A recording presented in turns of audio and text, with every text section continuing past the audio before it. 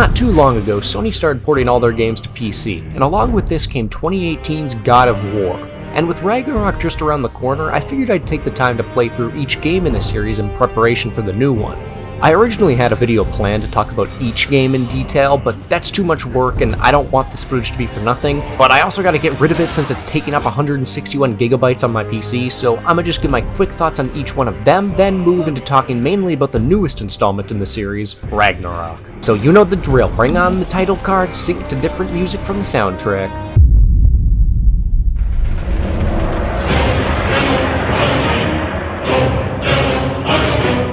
Now, God of War 1 and 2 I have very similar thoughts on, as they're both extremely similar themselves. The first game was great, it had loads of story, puzzles, world building, scale, and a fantastic combat system. It gave you a few abilities as well as the option between two different weapons. God of War 2 expanded on a lot of these ideas with new mechanics like Icarus's wings and freezing time. I did have problems with specific parts of each of these games, all of which being the parts where you have to fight enemies while moving something through an area. Those were just annoying. But then, I played La Creme de la Crop.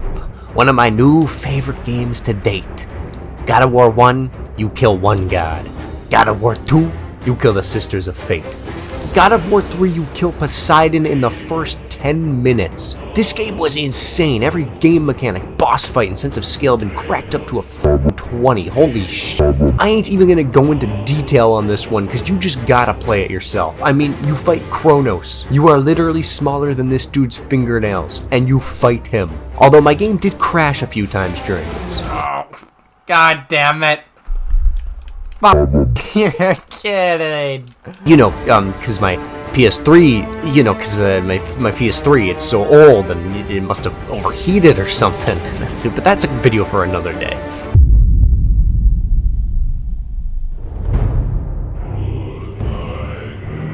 Then, after an 8-year hiatus, Santa Monica Studios brought us God of War. Okay, can we stop with these naming newer versions of stuff the same thing as the original? Especially considering this isn't even a remake, it's a direct sequel to the first 3 games. Now this was a complete revamp from the others. Brand new world, brand new combat, brand new weapon, brand new boy. And among most categories, this was a very good reintroduction back into the series. But my hope is that my theory was true in that this game was more of a test for the next one. As you fight 3 gods throughout the game, and 2 of them don't really feel like gods at all. Going from war with all of Olympus to this was kind of a downgrade. Not to say this game was bad at all, it was great. The scale was kept big, the added on RPG elements were good for the most part, and some of the side content was pretty good. The change to the new Leviathan Axe weapon was fine for me, as in the previous games you had multiple weapons.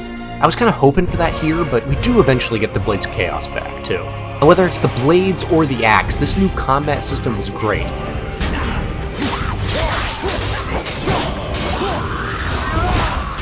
Although I did actually kind of miss tiny things like fighting on walls and ceilings and ropes and stuff. I really liked all the callbacks to the previous games with Kratos just reducing all these fables to their most basic elements. And I'm happy that for the most part they respected what came before. So for my money, this was a test of what was to come next if it succeeded. And succeeded it did, and now, after getting my hands on the fabled PS5, I have completed God of War Ragnarok.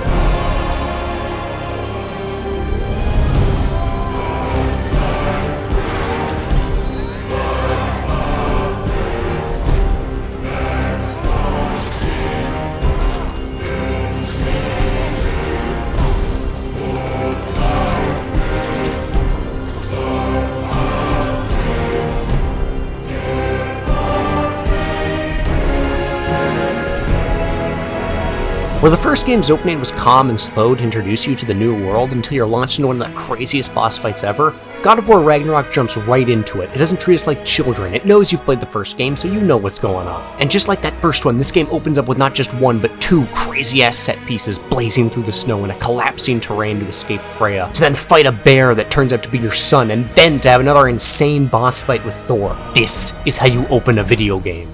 God of War is never disappointed in its sense of scale and fights, with a gigantic orchestral score drowning out the sounds of combat. The main goal taken in combat for the sequel was traversal and environment interaction. You can now grapple hook around mid-fight and pick up rocks and just chuck them at guys, or pick up a giant tree and pillar and just whack a guy. Thankfully, bosses are no longer just copy and pasted trolls throughout the game like the first one, which was definitely one of my main gripes with the 2018 game. Most combat skills you unlock are pretty good, and they've added a new mechanic of adding on an enchantment to different moves when you used them a lot.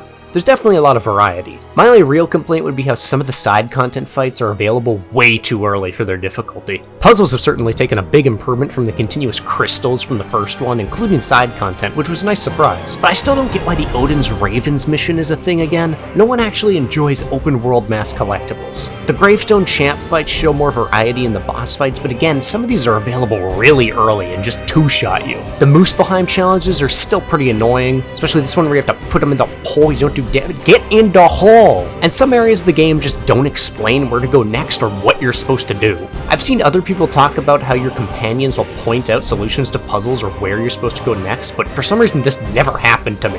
I once again have to remind developers that motion blur is the dumbest idea for video games. This is like putting a big film grain filter over the game, which the last game actually did. Outside of that, there's no complaints on how this game looks, but who cares about that? Let's get back to the gameplay. The RPG elements have been expanded on a lot with many additions to the different options you have in fights. There's a lot of variety and stuff for you to tinker around with, and like the original games, you do get a new weapon, which I did really like. You also get to customize your shield now, which was a pretty good addition. You get more options and types of builds with the new socket enchantments that have added bonuses with whatever types you decide to use. I used a high defense build late game because I'm cringe, but there are plenty of options. Like early on I used a build based on my missing health, so I actually benefited from being low health during fights. The armor and weapon crafting system is more or less the same as 2018's, but just like 2018, I hate the look of the chest plates on Kratos. It just doesn't fit his look. I do like the addition of an added bonus if you're wearing matching gauntlets and waist guards, giving you a certain passive. You get a variety of companions now compared to just Atreus in the first game. Speaking of Atreus though, you are eventually hit with the unfortunate truth that you must now play as him in some parts of the game. Wait, what the fuck? No. No! They ruined the game. They did the one thing I didn't want them to do. I'm playing as fucking Atreus. This is awful. Alright, I did actually like the contrast in the story of cutting between Atreus and Kratos' story eventually. It did give a nice change of scenery and pace between endpoints for both of them. The effects of the 2018 game are most notable here. Kratos is now a completely unnoticeable character from what he once was.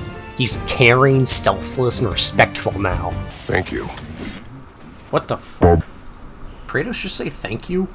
Where the original game would spend these times in between fights with puzzles, Ragnarok tells a multi-layered story where you really have no clue what'll happen next. When my son was born, shut up! You save some tall guy that makes you soup, you fight a big dog that runs away, and then you fight him again, but then you give him some beef jerky and this happens.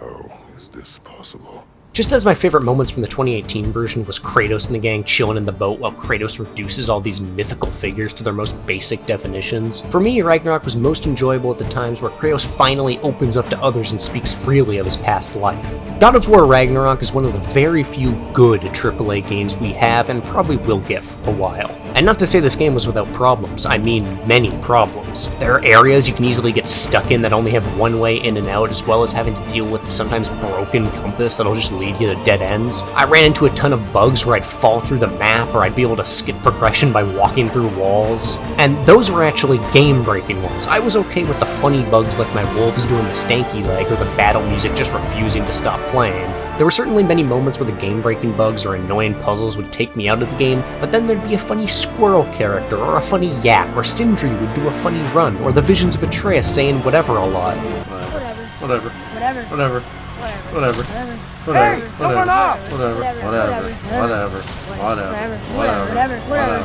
There was also moments where not referencing the first games didn't really make sense to me. Even with all these issues, this game still brought me back to play the next day, and I can't at all say I'm disappointed with this installment whatsoever.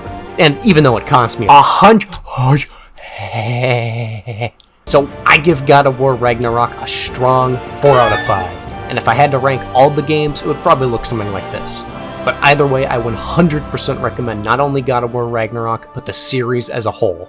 My vengeance ends now. Except for the PSP game. I don't want to buy a PSP.